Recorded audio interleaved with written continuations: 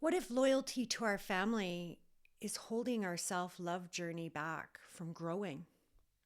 What if the stories we tell ourselves that we've carried since childhood are impacting the way we show up for ourselves and in romance? I know for a fact the stories that I held on to involving my dad and my mother certainly played a role in how I showed up in my own journey of love towards myself and in any romantic relationship I attempted until I retold those stories. That is one thing that a lot of us don't realize we can do, is that we have the capabilities to retell our stories to be stories that actually serve us as opposed to not serve us or cause us further harm or ongoing trauma or limiting beliefs that just keep resurfacing because we haven't let go of the family loyalty we may have. So by family loyalty, let me explain something to you. It was many years ago that I realized I was attracting men into my life who always left me.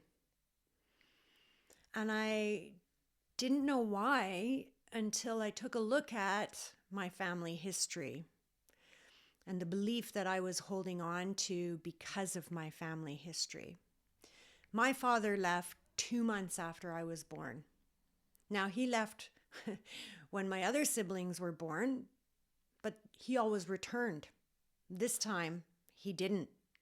He basically didn't want to be found again. So he abandoned his vehicle in the west coast of Canada, drove all the way from northern Canada to the west coast of Canada, left his wallet, his identification, the keys, etc. in his truck and walked away. And he was right. He wasn't found. However, growing up with the knowledge that my dad left for good 2 months after I was born created a subconscious belief that did not surface until I was in my 40s. Yep, my 40s. And that's my own choice because it was during my probably 40s that I really dedicated to my self-love journey and focusing on me and the love I felt for myself. So this story I told myself was that dad left because of me. Dad left 2 months after I was born because he couldn't handle another child. I was number 6, right? Youngest of 6 kids. Dad was living a life that he wasn't meant to be living. He was an alcoholic. He was bisexual. And we're talking like, this is way back when, in a tiny northern community in northern Canada, where being bisexual and in a relationship was not accepted at this time. So he turned to booze throughout his life. And, that created a lot of havoc in our life. And in retrospect, I'm better off that he did leave as opposed to sticking around. However, I kept that story that dad left, right? Because of me. Then my eldest brother died when I was 13. He left, right? So the only fatherly figure I had in my life, my eldest brother, who was 21 at the time and I was 13, died very suddenly in an accident. Then, actually before my brother died, my other brother, who was also older than me by 4 years, was sent away to boarding school. So he was sent, thousands of kilometers away at the tender age of 12. I was 8. So again, the males in my life, they all disappeared. But the thing is I didn't know that I held on to that story, that I held on to that belief that all men leave.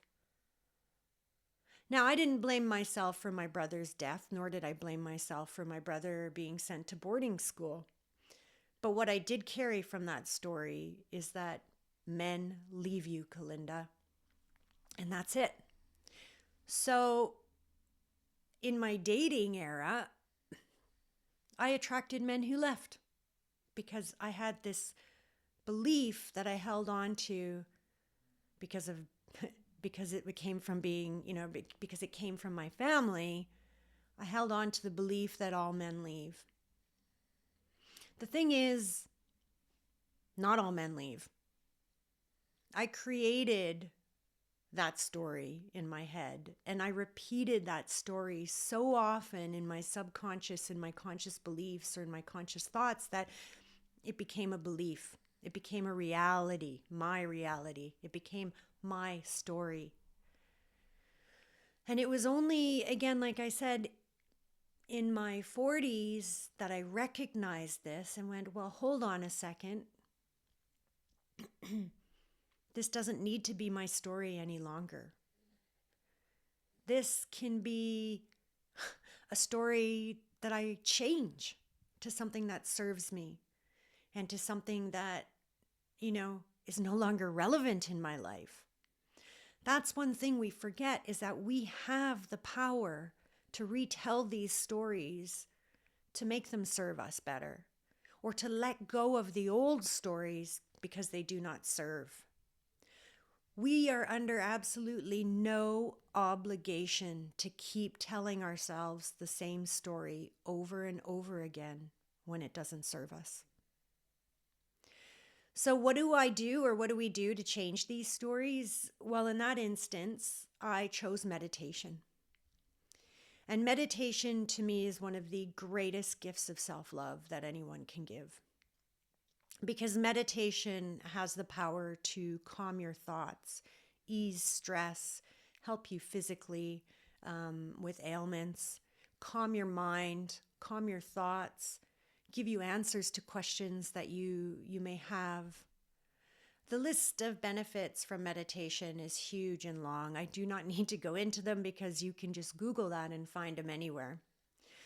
But what I chose to do was inner child meditations. And I often lead my clients through these as well to really either retell, reinvent, recreate a story, or to simply just give our inner child the love, comfort, and support perhaps they never received. So for me, I led myself down these inner child meditations. And they were particularly about retelling my story. First, it was finding the story that I told myself, which surfaced as all men leave. And then it was the act of, okay, well, what story can I tell myself that will serve me better, as opposed to all men leave all the time? And so I led myself on these meditations. And I would introduce myself to my inner child, to the youngest that appeared, or to the age that appeared when I asked it to. And when my inner child appeared to me, I would sit with it and I would give her love and comfort. And then I would ask her, tell me a story.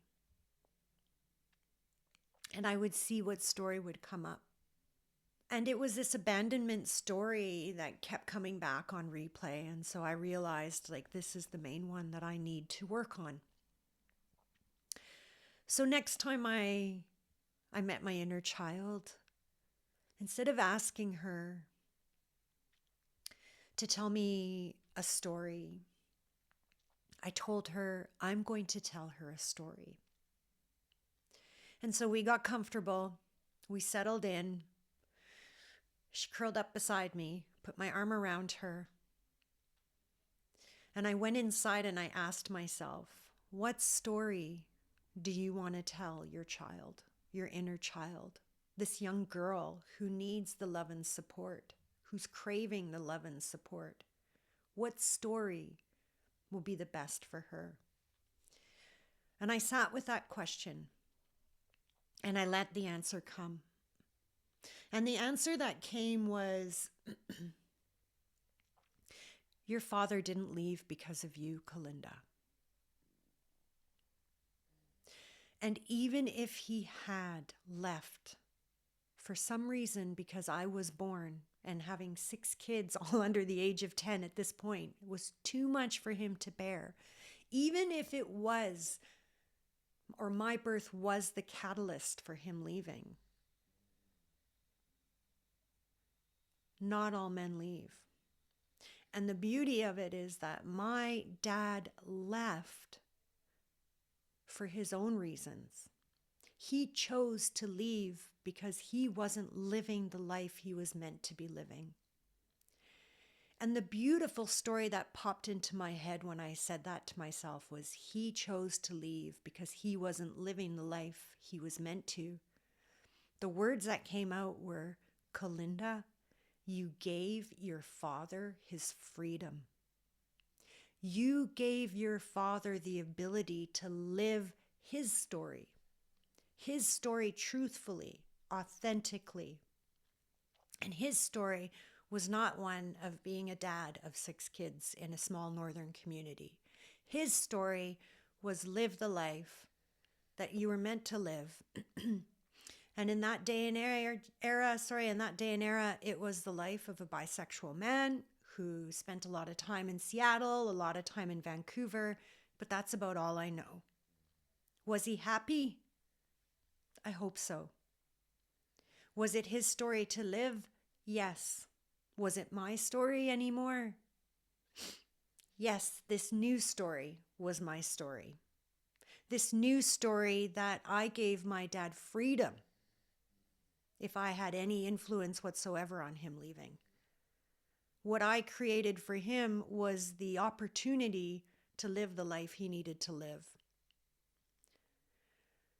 So when I sat with that meditation and those words came to me, tears sprung and they fell.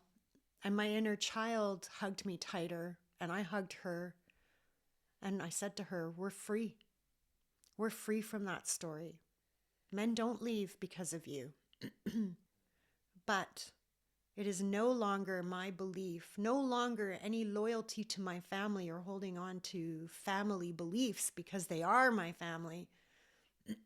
No, now the new story of if dad chose to leave because I came into this world, I gave him his freedom. I gave him his opportunity to live.